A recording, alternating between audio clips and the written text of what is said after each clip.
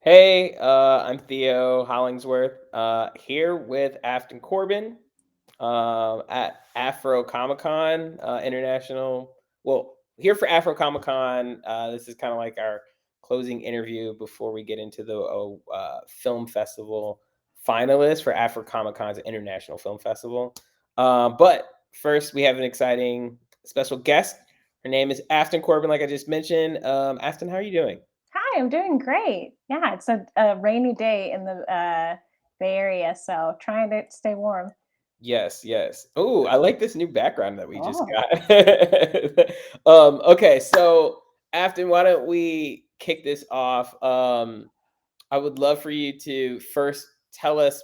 Well, before we get into my list of questions, can you just tell us what your uh what you do and yeah, like what's going on in your life these days? yeah. So I'm a storyboard artist who works at Pixar Animation Studios. I worked on Toy Story 4 as my first show at the studio, and then Soul shortly thereafter. And from there, I was asked if I'd like to do a Spark short. So I was able to do that last year. So my Spark short 20 something came out um, this August. And so currently, after that fun and success, I'm in development to develop a feature. Oh, okay, cool. That's huge. There's so much to unpack there. I so my first question is how did you end up at Pixar? Like what was that path like? Yeah, so I actually grew up in the Bay Area. I'm from Richmond, California, and so we knew about Pixar for basically my entire life. It was not too far from where we'd go swim. We'd go to the Richmond Plunge, and so we'd see it over there when the studio was in Richmond, and we would be like, "Oh, that's where they make cartoons," and "Oh, so exciting!" And then like they Pixar would have shout outs of certain streets from the Bay Area. Like they'd have, I remember in The Incredibles, they had San Pablo and we were like freaking out. And they mentioned Fenton's and Up, and we're like, oh my gosh. So I always knew where it was. And when they moved to Emeryville, we were all excited about that. And About middle school time, me and my family moved to Sacramento. Um, Housing market, Bay Area continues to get more expensive. And so we left, and that was like my not my favorite experience moving in the middle of middle school. And so I like clung to animation. And that didn't really go away even as I got older. And luckily, though, in Sacramento, I went to there was this high school and they all kind of shared electives. You could go to a different school uh, if you were a good student and you signed off on a couple of things, take an elective at a different school. And Sheldon High School was the neighboring school that was near me, and they had an animation class, which was crazy. And so I didn't go to that school. My brother went to that school because we like moved a second time and he had already been going. So he was able to stay for the last couple of years. And so he took the animation class with like an easy A, like, oh, I'll just draw some whatever and I'll pass. And it's animation's really hard in case anyone didn't know. And so he would be like, he'd bring his assignments to me and I'd be so mad. I was like, this is the class I want to take. This is exactly what I'm interested in. And so I was able to find a way through that elective to take to go to that campus for the last period of the day to take this animation class. And I Oh was like, wait, "Wha-" how were you able to find a way to get in? So it's like I forget what it's called. At the time it was ROP, and I don't know what it stands for, but basically it was like each school majored in an elective. Like might Hmm. be culinary, might be fire science, and there's one awesome school. His teacher Sean Sullivan was very passionate about teaching kids animation, and I was just like, "What? I have to go." So my mom would pick me up the last period of the day and drive me every day over to this other school so I could take this animation class. Um, and I was like one of two girls in the entire room. It was just a bunch of like teenage boys who smelled awful and didn't want to talk to me at all, and like we're just deep into video games and stuff. And like, apparently girls don't like any of those things. So when I showed up, they were like, "Oh my god." And so he just in that class we just learned about the basics of animation, what it even was. Because up until that point, I was like, I don't know how things end up on screen. I just know that they do. Mhm. So we just kind of learned what that even looks like. We did some very basic animation tests, like flour sack tests and like a really old bouncing ball, and just learned about how like cool that world was, and more importantly, colleges that taught it. And so that's how I found out about CalArts. Um, and so for once I found out about it, I was determined to get there, and I And sorry, can you add, oh, because I'm at Pixar now too, and being at Pixar, I'm running into a lot of folks that like went to Cal Arts. yes. But So for folks not in the animation scene, can you give I guess a little sense of like why Cal Arts in particular was an important school for you? yeah, it stands for California Institute of the Arts, and it was a school founded by Walt Disney for animation. And so it was like, well, that's the school I got to go to. That school is extremely expensive, and it has only gotten more expensive and privatized. I have a love-hate relationship with the school because it's kind of ridiculous. No one should have to pay that much to learn. Um, and But I had to go. I had to find a way to go, and it was like I graduated high school right into around the recession. It's like nobody had money. My dad had just lost his job. And so it was like super tense on whether or not I'd be able to get there. I did a portfolio, I didn't get accepted my first year. And I went to community college. I was working like at McDonald's, and I was just like stressing. Um, and kept working hard, went to community college, kept taking life drawing classes, and eventually I got in that next time and just qualified for all of the loans. And that's basically how I managed to get in there. And I spent 4 years at CalArts, learning from some awesome teachers, but really some really amazing peers that really helped my work. And my third or fourth, I went there for 4 years. In my fourth year, I was noticed by Pixar and was able to do the internship in 2016. And yeah, that's how I ended up here, the speed version. So we can get to some of the questions.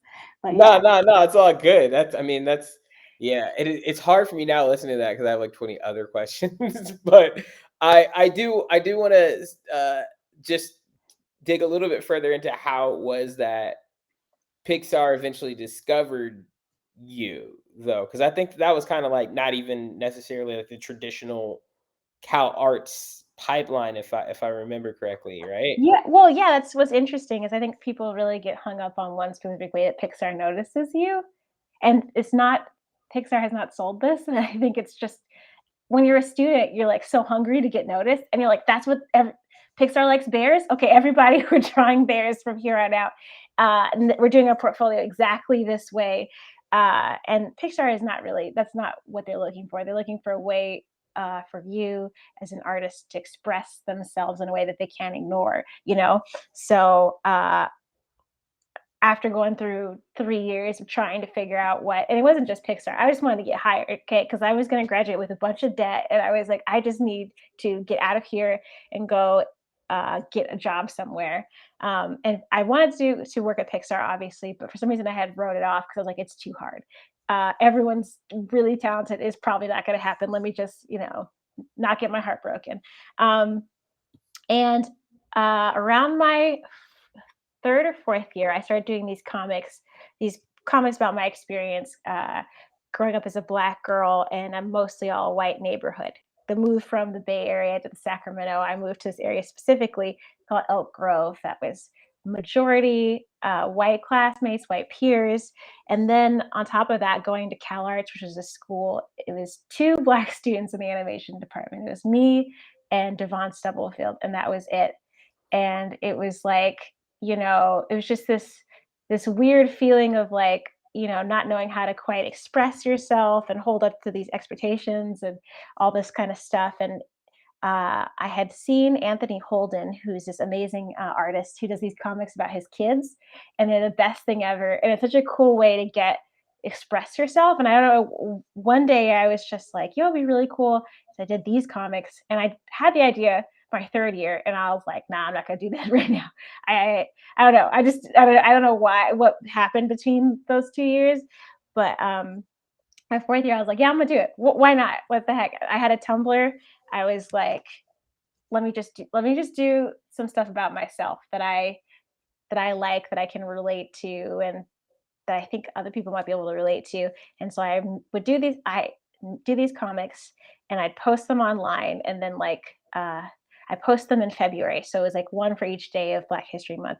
And I posted them, and then I like the first time it dropped, I posted it. It was my dorm room, and like immediately went to bed. It was like, oh my God, this is a bad idea. Um, but people really responded to them and really liked them, and were like, "Yo, I feel the same way." I'd have classmates that would like come and talk to me of all different races and backgrounds, and people start telling me about their like, their ethnicity, like, I'm actually half whatever, and nobody knows, and they treat me crazy, and it just it opened up these floodgates of emotion, which I thought was really cool and beautiful. And I got messages from a couple different people. Some of them were like, "Hey, have you thought?" One was a couple people who worked at Pixar who were story artists at the time, and like, "Hey, have you applied for the Pixar internship?" I'm like, "Oh, yeah, of course I have. Yeah, yeah, that's the first thing I did." And they're like, "Okay, good, because your great stuff is great."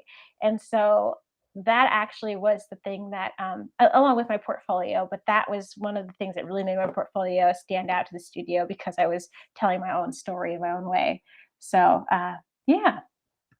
Awesome. I that's yeah, that's awesome. So you kind of, even though you went the traditional route with school, you also played the like just post in online kind of route as well, the non-traditional route, and it seemed like it seems like one of those things where like preparation meets, I don't know, just fate kind of thing, because you were putting this out, and the fact that you already have like, the traditional school training as well just kind of made it seems like even more of an easier sell for you to get into the program. And then when you got into the program, once you got into Pixar, seems like you've had even more success because you've been tapped to do this Pixar Spark short. Hmm.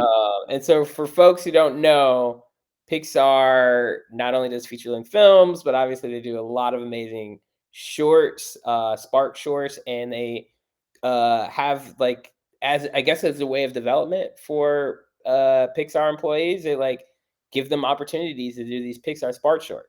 And you also like landed at Pixar in a time where they're also making a documentary about the creation of Spark shorts. So not only do you have a Pixar Spark short, but you're in a feature length documentary about the making of your Pixar Spark short. Can you tell us about your Pixar Spark short?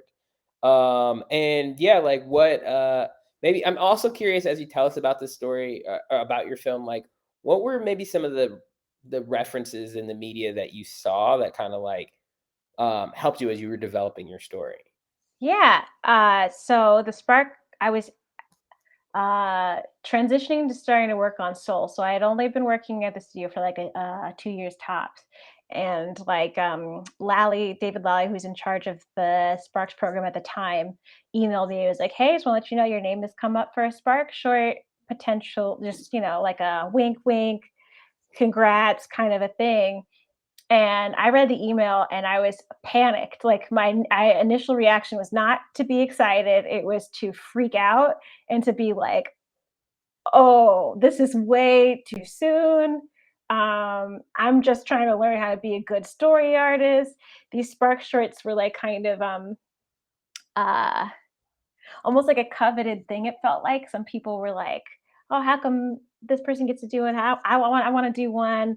And like some people were really trying to get their name out there, and I was like, "Oh, I'm just gonna mind my business and keep work." So when this came at me, I was like totally, I guess, shocked, and I had to do some self motivation, because I wanted to be a director. I wanted to tell my own stories. I knew that, but the fear of that imposter syndrome was so real. Of like, I barely know how to do my storyboard job well, let alone direct a film with a team of people who've been at the studio longer than I've been alive.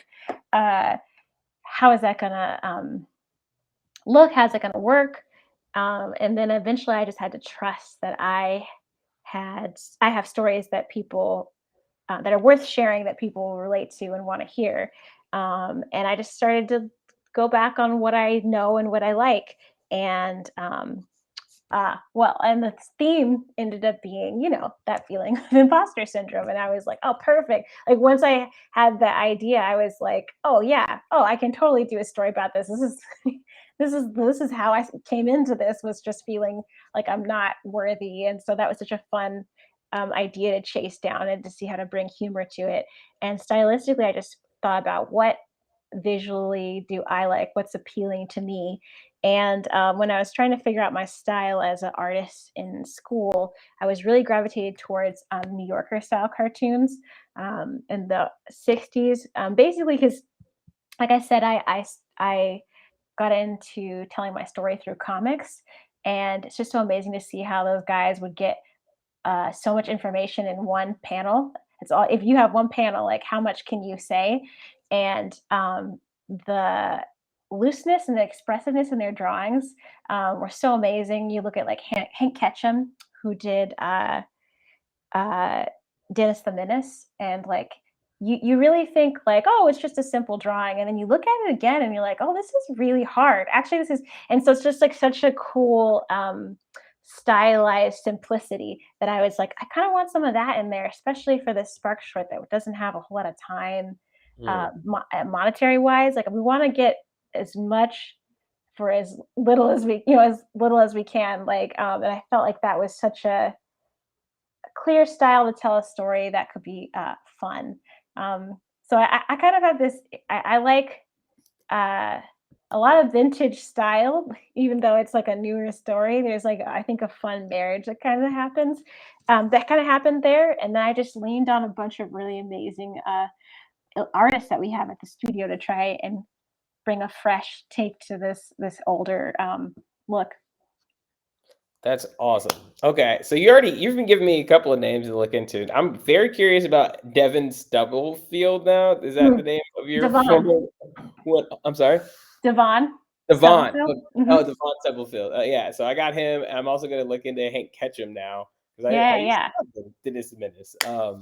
I'm okay. So there's so much to unpack and not enough time. You have a short that you directed, right? So I assume this isn't your first time directing because you went to Cal Arts, so I'm sure you got some opportunities to direct some shorts there, but maybe I'm Yeah. wrong. We Uh, won't talk about those, so let's just, oh, okay. we're Well, not. I'm curious what were maybe some of the key like learnings or like major takeaways you got from this experience of directing Spark Short.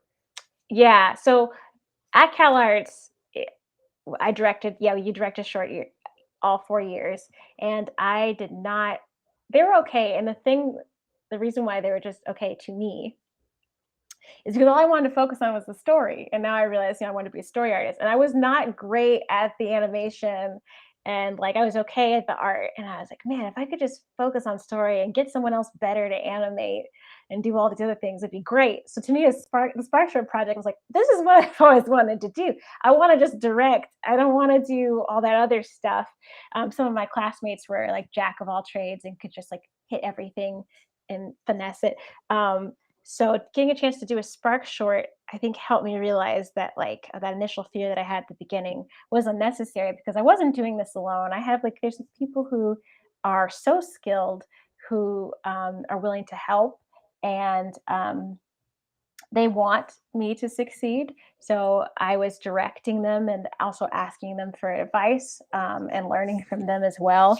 And not being afraid to be new, and to admit that, like, oh, I'm actually not sure, what do you guys think?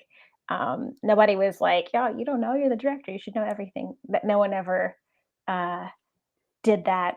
They all were willing to chip in and help. And that's something that I learned watching Pete Doctor too. When I worked with him on Soul, he'd come in the room and be like, "Oh, so guys, I don't know what we're doing for this. Like, I actually am we're confused." And it was just so refreshing to be like, "Oh," like for him to come in and have the confidence, and to also just look around and be like, "Hey, so what do you think?" And I'm like, "You're the one with the Oscars.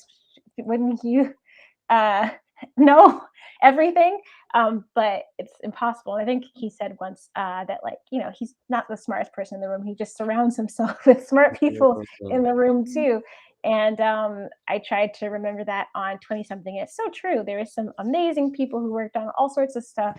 When I was a kid, I talked to one animator, JC, who animated Yzma on The Emperor's New Groove, and he was working on my short. And it's like, what?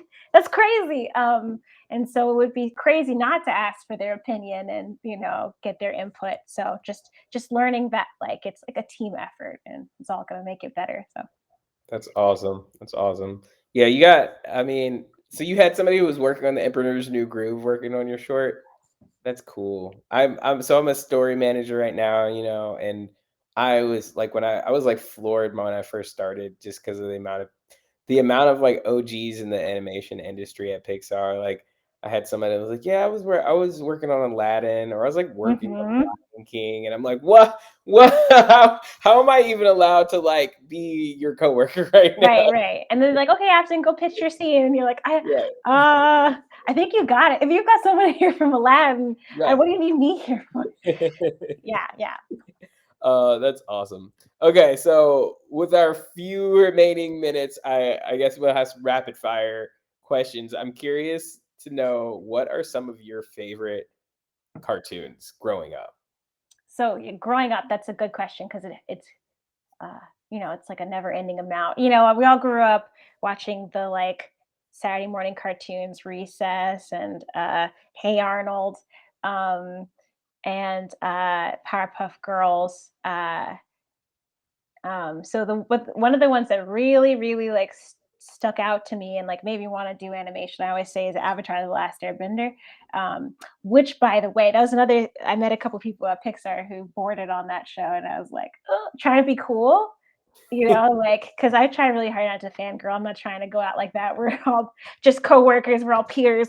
But that was a hard one, because to me that was like a lot of Western animation was very like safe, very like kiddie, and like then there was anime that went and did all this other stuff. So this was like the first time where I feel like Western animation was getting into like a more interesting, uh, deeper themes, like and it was longer format, and it was just like it got me so excited that I wanted to, like, I was like, I want to, man, I wish I could do something like that. Like I want to work on that. So it was a different feeling. Like that was the first time where I was like, I want to create something like what they're doing.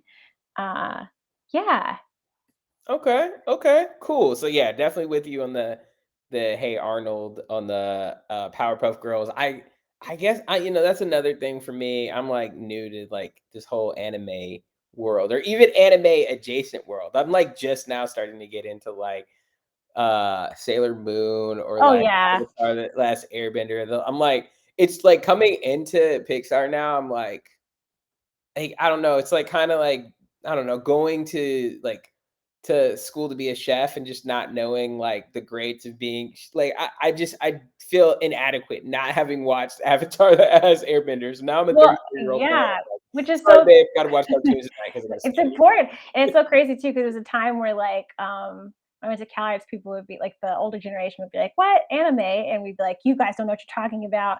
Anime is fire, and it's got all these and then then they all these amazing story artists would start to pop up, and they're like, how are they learning to draw like that? I'm like, they're watching anime.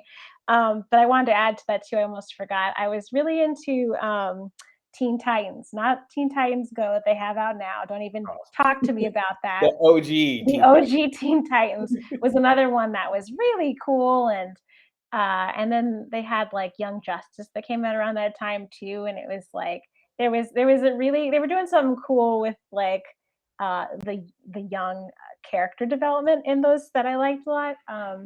But yeah, then it went hard anime turn, and then it was no turning back after that. But yeah. Mm, mm. Okay, so now I'm curious, what are you watching now? Like, what's on I the? know. I feel like sadly, I have like no time, and when I do come home, my brain like falls apart, and it's like I just want to watch something mindless like Bake Off. Yeah. But like What? everybody else in the world, I have seen Squid Game. Oh, I okay. watched that, binged through that. Enjoyed it. I think the first 6 episodes were dope, and after that, it petered off. But like, man, really excited for Korea. I What else did I watch recently? I continually watch Bob's Burgers. I actually love that show. Um, I think it's such a refreshing adult comedy show with a group of characters that actually love each other. I mean, I feel like you watch The Simpsons and like Family Guy and whatever else, and they all kind of hate each other or they make fun of each other. And I think Bob's Burgers is so genuinely sweet, and it like makes me really, I don't know, it just leaves me so happy and smiling. And then like, well, I will be finishing Insecure. The first episode, season 5 drops tonight. Ooh, I didn't even see it. Now I got I even. think it's tonight, right? Yeah, I think it's dropping tonight. So yeah. Ooh, okay. So many things. Squid Game. I'm with you on that. Also, no judgment. Like I found myself watching like Lifetime like reality TV shows. It's just like I because don't I even want to analyze story. I'm just right, you go to work and you're just like story, story, story, story, and you're like thinking through these hard, awesome story concepts. And I go home and I'm like, I just want to watch. What have I watched? The Circle on Netflix. Like, let me just unplug completely. Yeah, so that's kind of those are the things that I'm watching right now. I feel like it's a bunch of shows that they're like, "Oh my god, Afton, you haven't watched Succession yet, or White Lotus," and I'm like, "I can't, guys. I just need to turn everything off for a bit." Okay, okay. So we I guess there are chat questions coming in. So I know we're about to wrap here. So I really wanted to just kind of round things out by well, like I think we can all assume that there's not a lot of like there's not as many black folks inside of the animation industry as we would like. So I'm curious like what parting advice would you have for young black girls, young black boys that are trying to get into animation or storyboarding that you could share? Yeah, well, for me, I would say, first of all, this is a really good time in animation. People are looking for diversity, and so if you like storytelling, practice, practice, practice. Watch a bunch of movies, learn your craft, whatever it is. If it's not storyboarding, that's totally fine. But if it is, study storyboarding, look at portfolios, look at what people have done online, and find ways to tell your story, specifically your story. I've seen a lot of portfolios coming from Black people that I love. There's a lot of heart in there, but it's a little bit generic. You have a couple Black stories in mind that you think everybody wants to hear, and I'd say tell your specific story as whatever weird, truthful thing that it is. But that's the juicy stuff that like you can't fake and that people are looking for. And Yeah, just do what you love, like whatever draws you to animation is probably worth sharing with other people and finding a way to master. So yeah. Awesome. Well, thank you, Afton, so much for speaking with me today. Really excited for folks that haven't checked out your film. It's called 20 Something, and it's on Disney Plus. And then also your full length documentary that you're starring in as well. Can you remind me of the name of that again? I don't remember. It's a spark story. A Spark Story. So a Spark Story on Disney Plus, and then yeah, be on the lookout for a future feature-length film directed by Afton Corbin, right? Yeah, we got time. Just stay patient. Eventually. Indeed, indeed. Well, thank you so much. Again, so is there anything else that like any other parting words, anything else that you want the folks to know about anything? Oh yeah, no, just I guess keep watching for stuff. I don't know. Yeah, yeah. And keep up the good work, everyone. If you're out there and you're drawing and it's tiring, don't give up. It's the long game. And if you're serious about it, it'll happen eventually. Mm, mm. Awesome. Oh yeah, and your Instagram's up there too. So you guys Yeah, in can the follow lower corner. That's how you can follow me, and see what else I'm doing. Yeah. Cool. All right. Well, that's a wrap. I think. I guess we will leave then. I'm gonna hit the leave button now. Bye. Bye.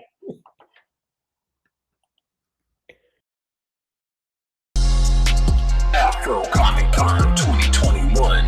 Rewrite the future with us. Hello, my name is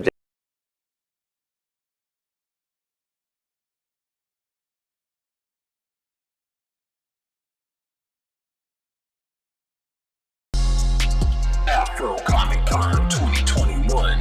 Rewrite the future with us.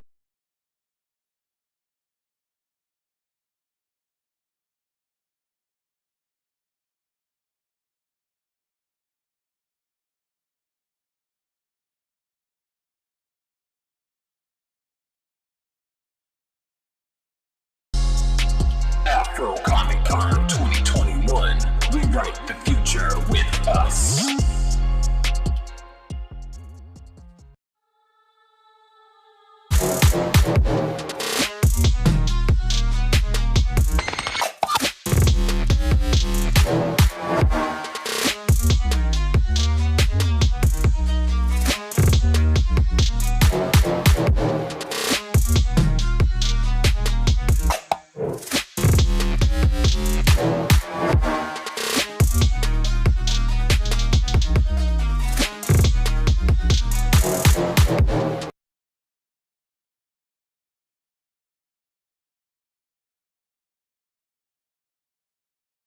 My name is Juan Davis, and I'm the director of the 2021 AfroComicCon International Film Festival.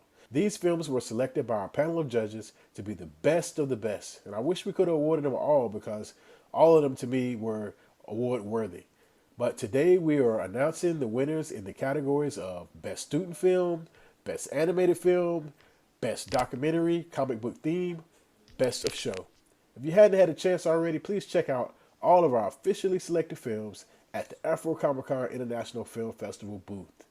And take some time to vote for your favorite for our audience Afro pick. Without further ado, here are the 2021 AfroComicCon International Film Festival award winners. Enjoy.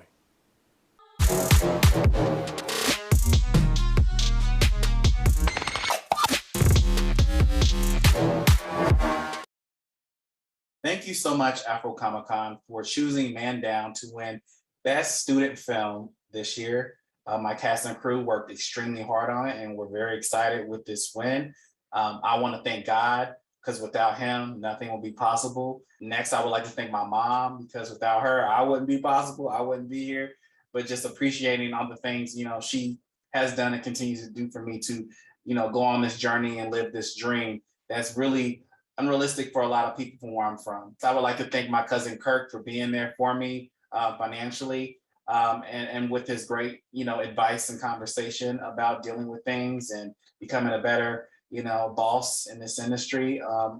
And also I want to thank the many donors and, people who have put time into this project and put their finances into this project to help us get, where we are today. I can never not stop thanking my wonderfully, amazingly talented cast and crew. We did this, y'all. We did this, and now we're winning.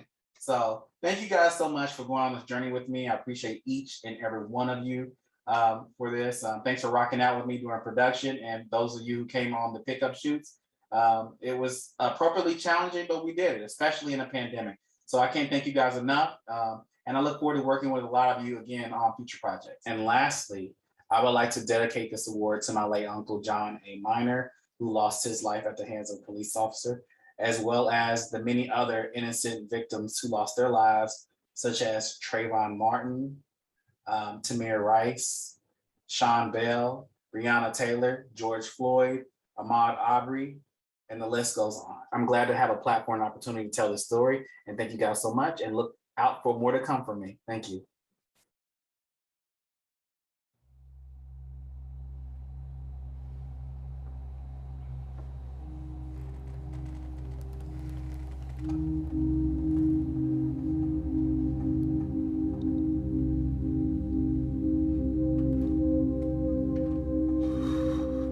Another slow night, huh? Yeah, another boring night.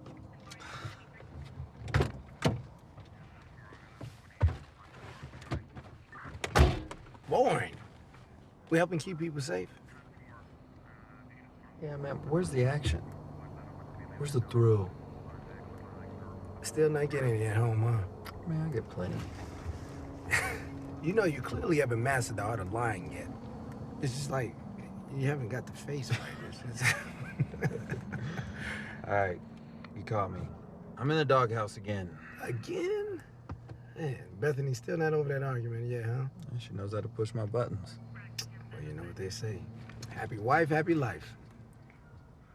Wait, whose side you on? Your best friends are Bethany's. Oh, come on, man. 420.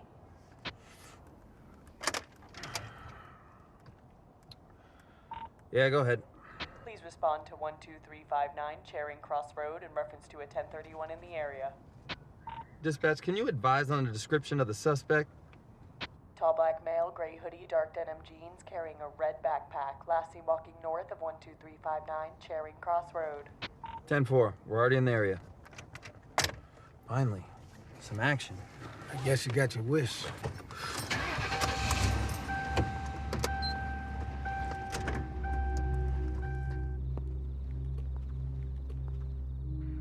Hey, there you go. Right there. Yep, that's a positive ID on the red backpack. All right, I'll contact. I'll cover.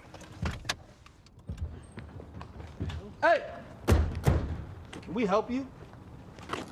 Nah, I'm good. What's that supposed to mean? It means I'm good.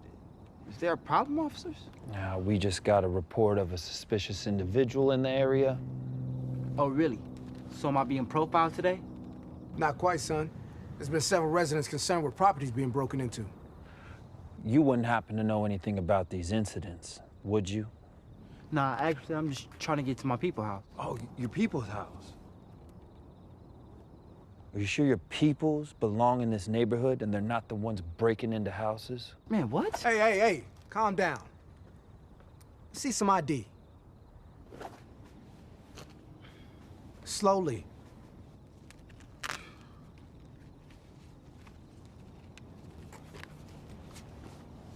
Back up a little bit. Jerome Davis. In the flesh. All right. All right.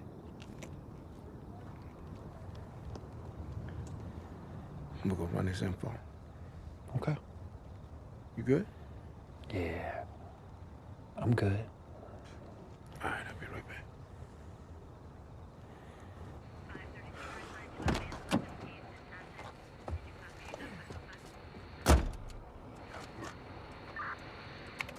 We got a weapon!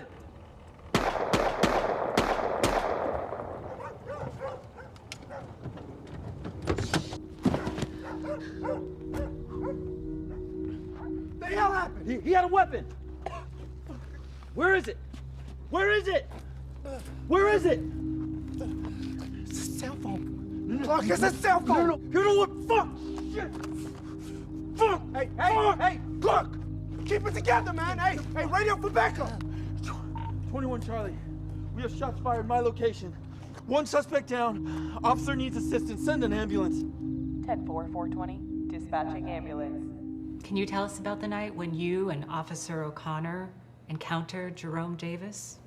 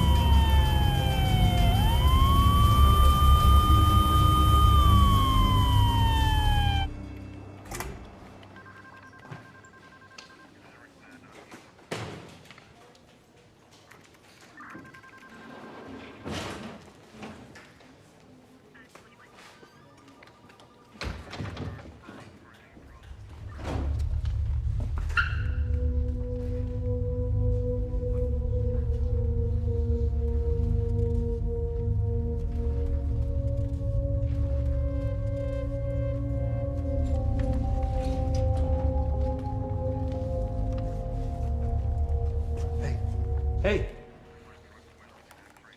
You all right?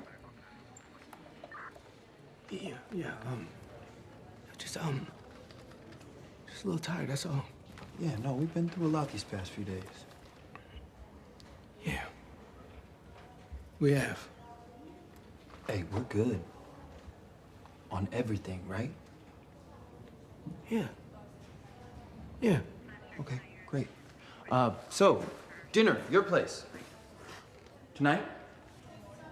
Yeah, I almost forgot. All right, well, I'll see you tonight.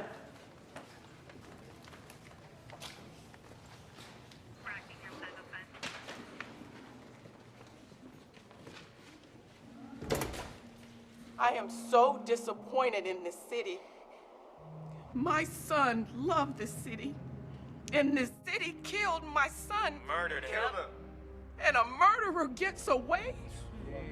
Are you kidding me right now? Crazy. We're not evolving as a civilization. We're devolving. But we have taken steps forward. People have died for us to have these rights. Yes. 2020 feels like 1969. Damn. Come on. What is it gonna take for us to get justice? Clark O'Connor murdered my boy. Killed him.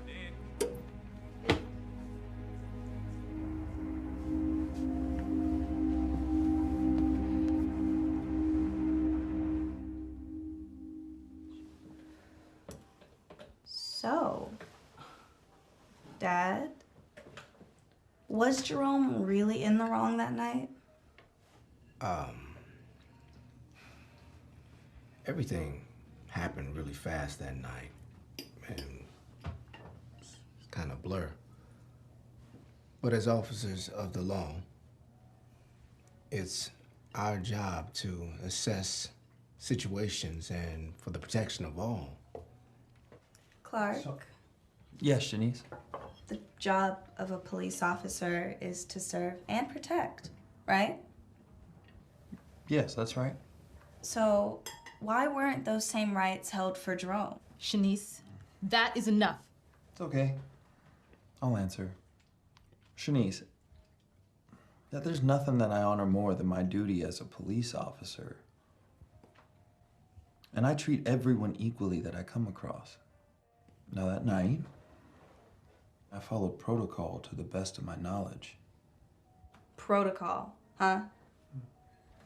Does following protocol tell you to shoot to kill and ask questions later? Or is that just standard protocol for harassing and profiling Black people? Now that's enough.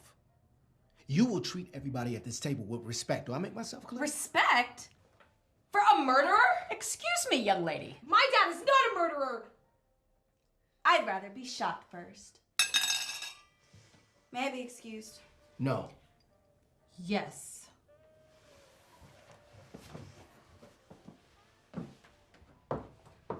Shanice, it was an accident.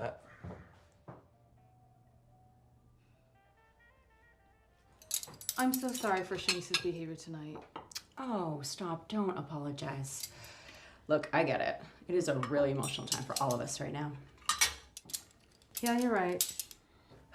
Look, I know Clark can be a little rough around the edges, but he really is a good guy at heart. I don't think he would ever do anything to intentionally hurt anyone. Yeah. I hope you're right about that.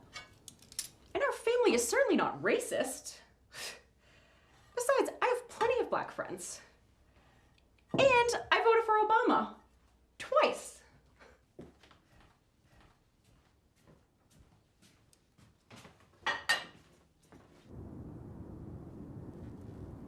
So, what'd you really see that night?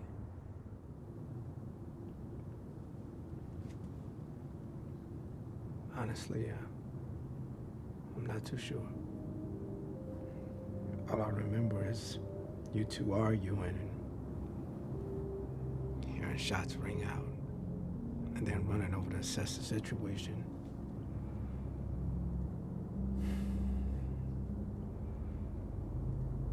I'll never forget holding that boy in my arms as he died that night. It was intense to say the least. But we're still good, right? What? Just in case IA looks into this, you know? Clark. A boy died that night. That's all you could think about right now? Come on, Lonzo. You know I didn't mean it like that. I meant, if it wasn't me, somebody would have got him eventually, right? What the fuck does that mean? It means his kind pick each other off every day. Little thugs like him deserve to be behind bars or laying out in some cemetery somewhere.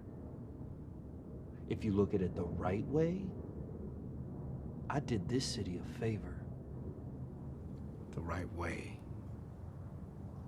His kind. A favor? Wow.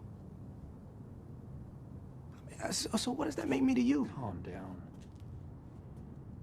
You're nothing like them. You're different. I'm different? Yeah. I'm different how?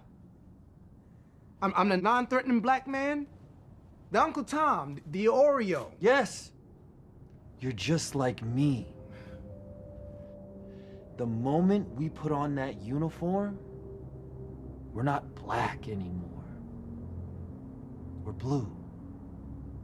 Anything in that thug's hands would be considered a weapon. What about in my hands? You know what? Maybe I should review those tapes. Oh, really?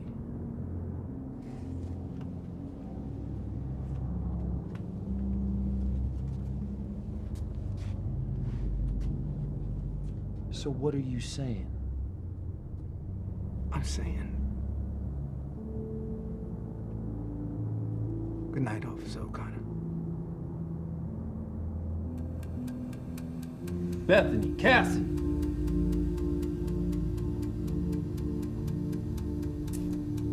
Let's go.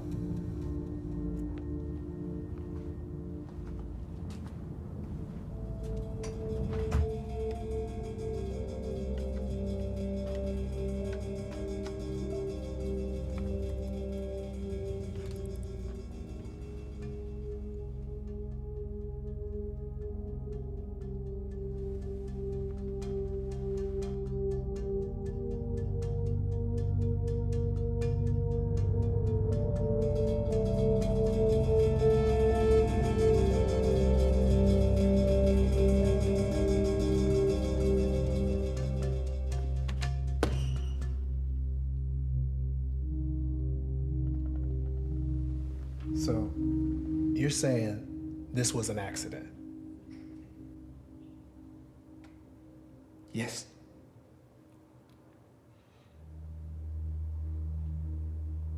No one ever meant or wanted to kill a kid.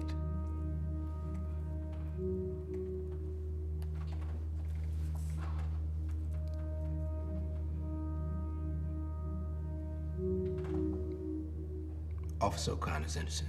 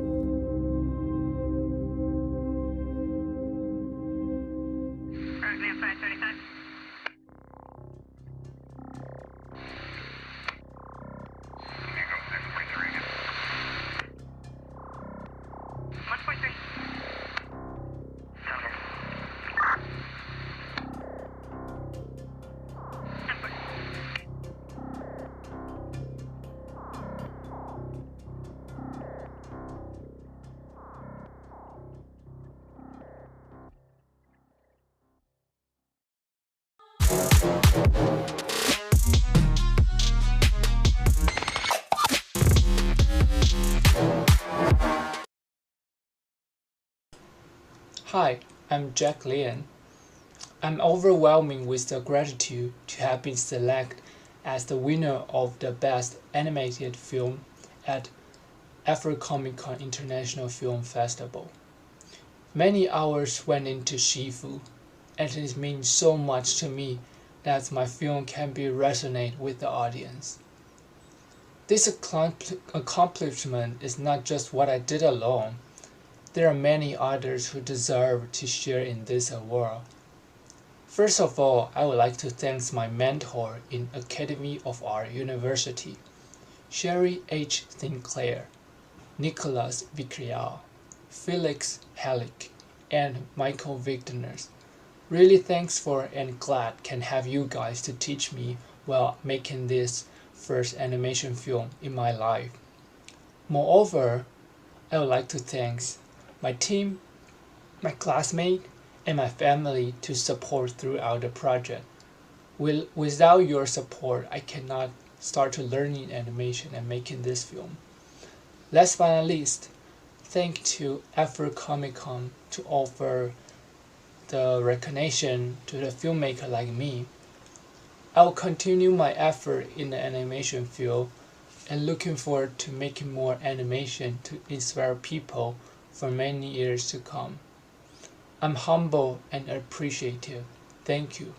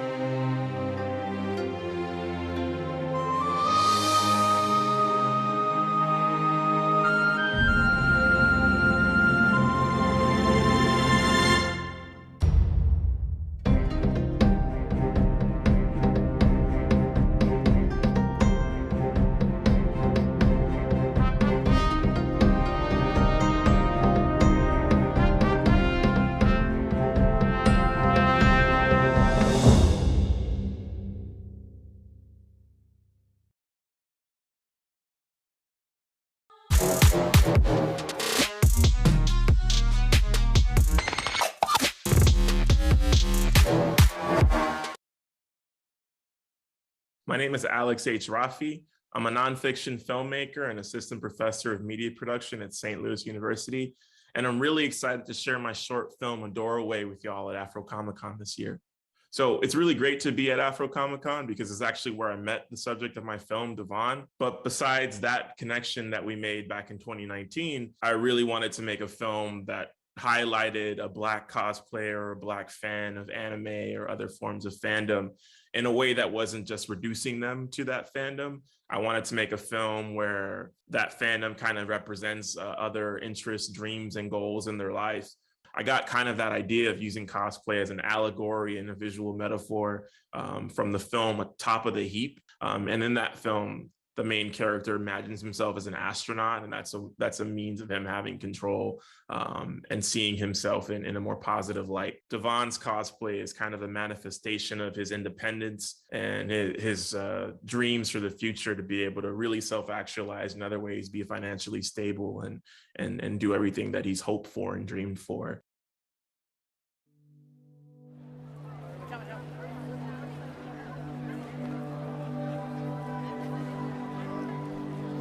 want to see what happens. See what pops off. And then we can go back and see if they're there.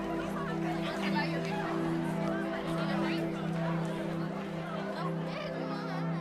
I like acting, but I'm not an actor. I like being what I'm not while still being myself at the same time.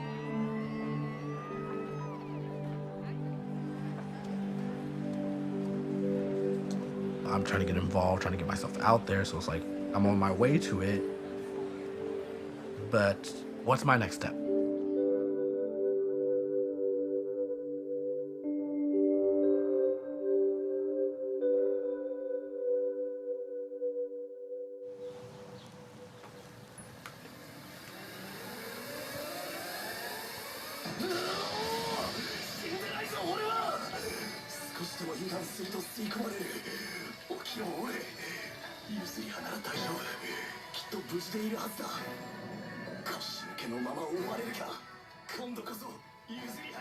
When I first came back home, the posters slowly started to change from like school events to just like anime, and then it's just like he has all of these, to them, stuffed animals, or he likes it so much he's willing to dress up as it.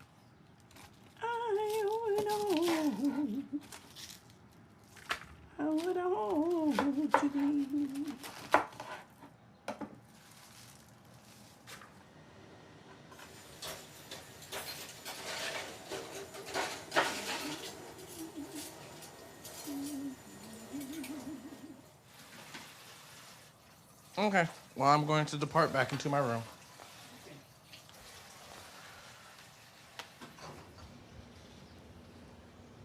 What was funny was my uncle came over. I didn't tell everyone in my family that I quit my job on purpose. So he was like, "Why are you here?" And I was like, "Oh yeah, I quit my job. They weren't going to compromise to my school schedule, so I decided it was time for me to leave." "Well, why are you so comfortable, like, just going to school?" "Because I saved money to do so. That was my primary goal, was for me to go to school." But it does get kind of cramped, not because of my grandmother, but because of everyone else. My like tolerance has definitely decreased in like the years since, so this is like the 3rd year since we've graduated college. So I'm kind of like, okay, it was fine for a while, but now let's like make moves to get to where you actually want to be. Yes. Type. So. 1 second. He wasn't coming right now. Oh, that is a Leo. What is that ringtone? Don't ask questions. Jeez.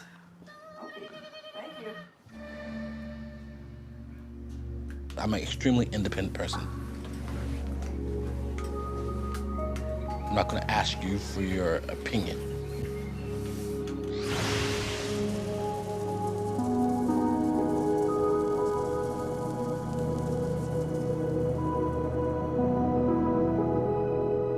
But at the same time, I'm a doorway to assist my family with whatever they need.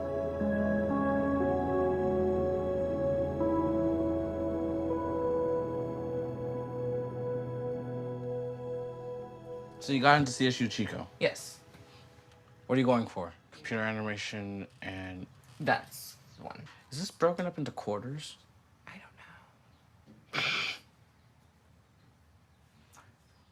don't know. Lovely, right? I'm doing this because I know you're not going to do it.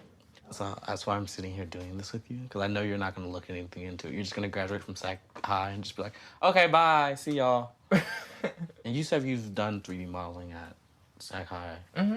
What are you doing during the summer? Nothing, probably have part-time job. I think it's only open to actual college students. Ideally, like, this is the type of things you would apply for, like for internships while you're in college. But like, this is something like I saw that I was like, oh, this reminds me of you.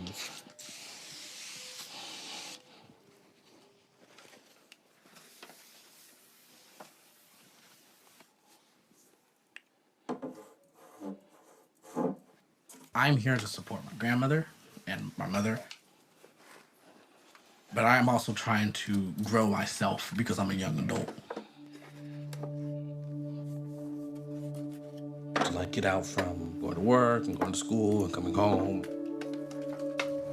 I need something dynamic.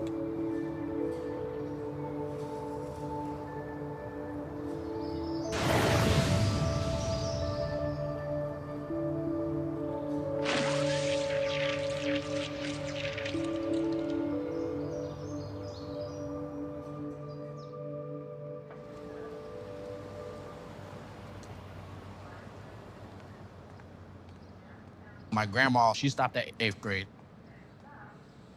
My mother, she was never like a stellar student.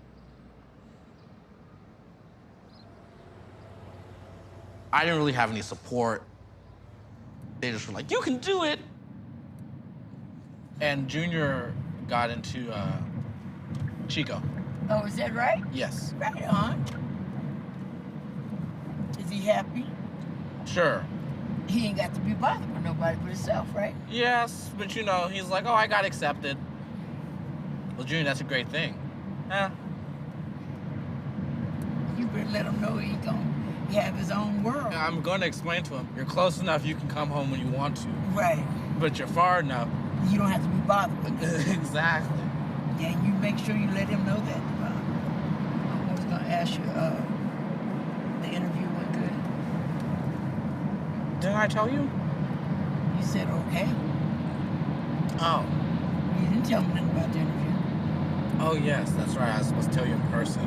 They really enjoyed what I was saying, and they said, okay, we'll get back to you.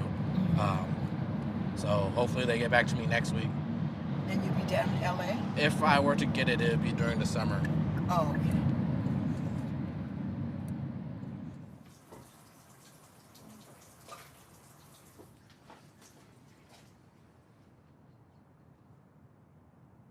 I always had a passion to better myself.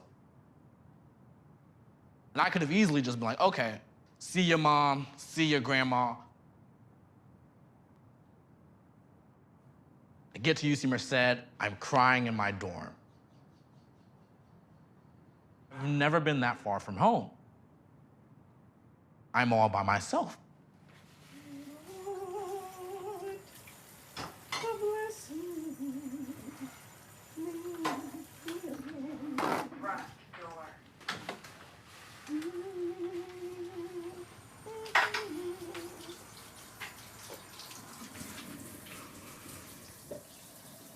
I graduated college, but I realized my purpose is to give back.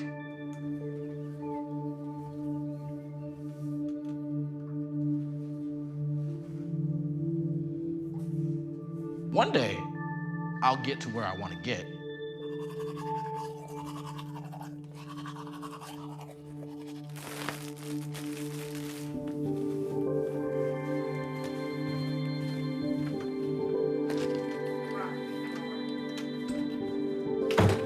And then the next person behind me, I'm gonna elevate them to a place I was never able to achieve. Oh, here it comes. That's a fun on a Sunday. That's tomorrow.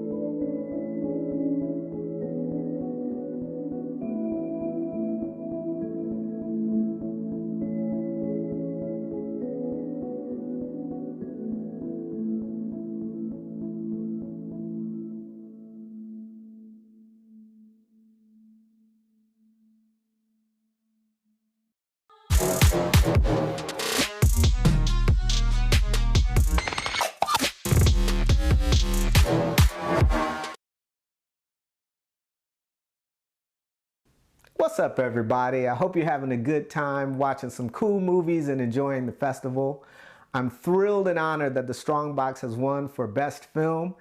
I'd like to thank my wonderfully talented cast and crew because it wasn't an easy film to make, but they made it a very enjoyable and rewarding process. I'd also like to thank the festival organizers for giving me the opportunity to screen the film for all the cool people that make up the AfroComicCon audience.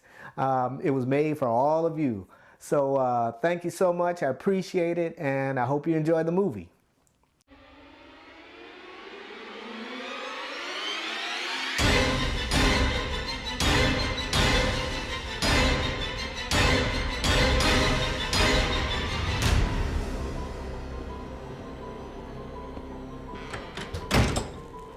Randall!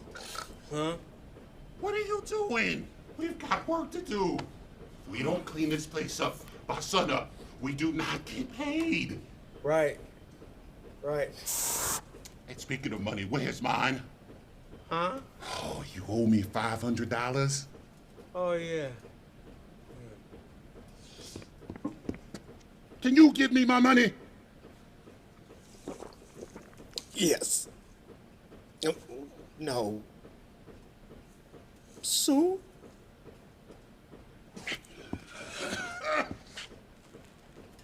Clean this place up.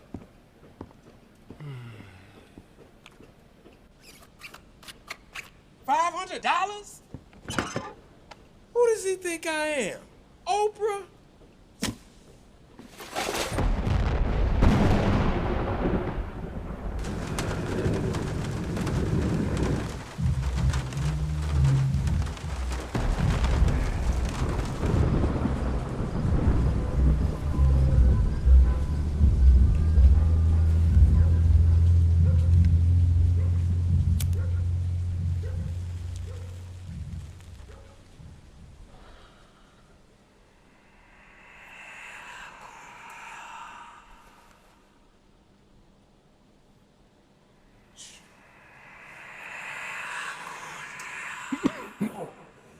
Is that you, God?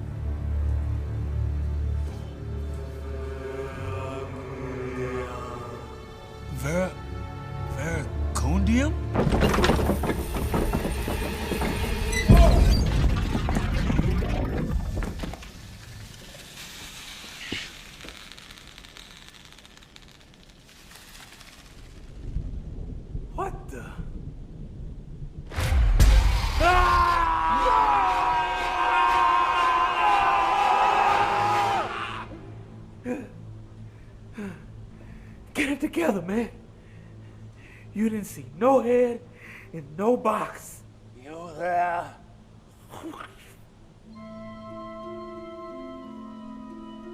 Have you any idea how long I've been sealed in this tomb? No! An eternity. Thank you, kind sir. Thank you. Oh, dear. I imagine this must be a bit off-putting, discovering a man's head in a box. Furthermore, you must be wondering how I came to be here.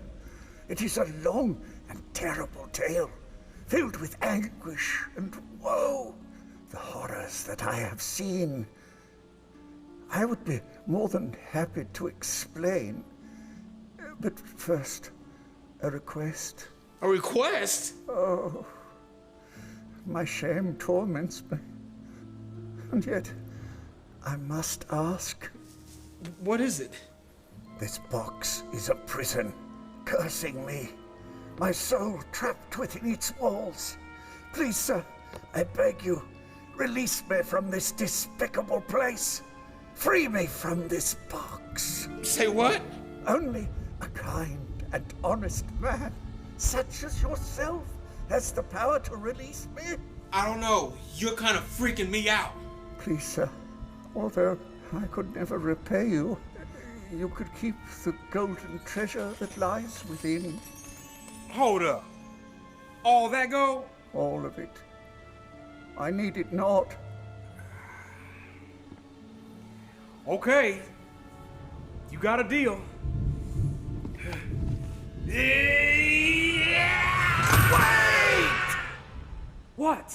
You can't just kick me free. To break the curse, you must say the words and lift me from the box. With my hands? Ew. Perhaps you have a pair of gloves? No. A handkerchief? No. Do I have to think of everything?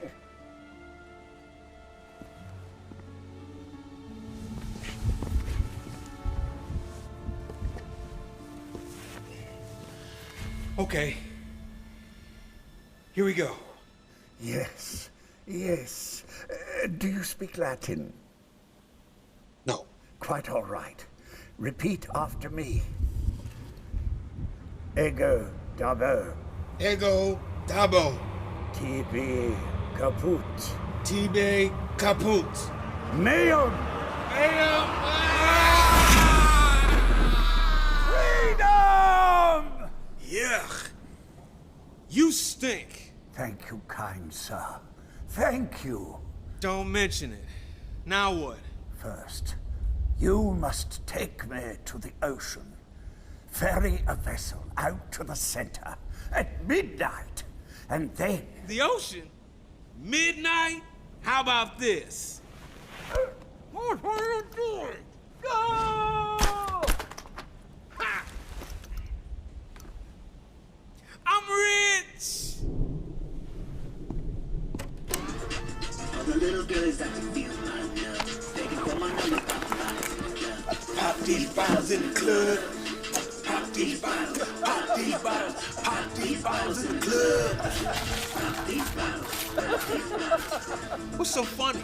It's just, it isn't. But it is. Yeah, you just keep on laughing. Once I get all this gold, guess who's going back inside? You see, the treasure was cursed as well. Cursed? What do you mean? Whoever takes from the box must give to the box. What the? Man?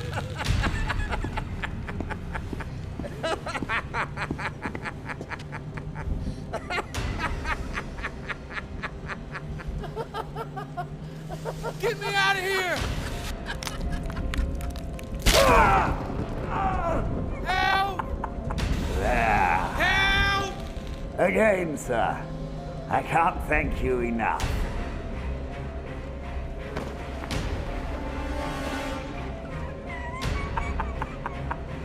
Beautiful. I wonder what delights this strange world ring. Help! Get me out of here! Wait a minute! What are you doing? Wait!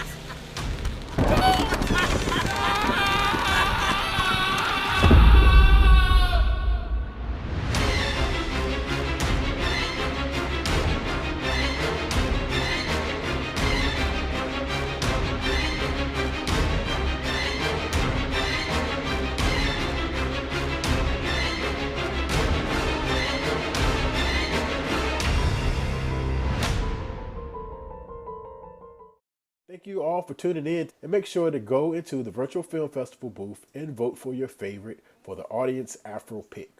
Also, follow AfroComicCon on all social media platforms. AfroComicCon 2021. Rewrite the future with us.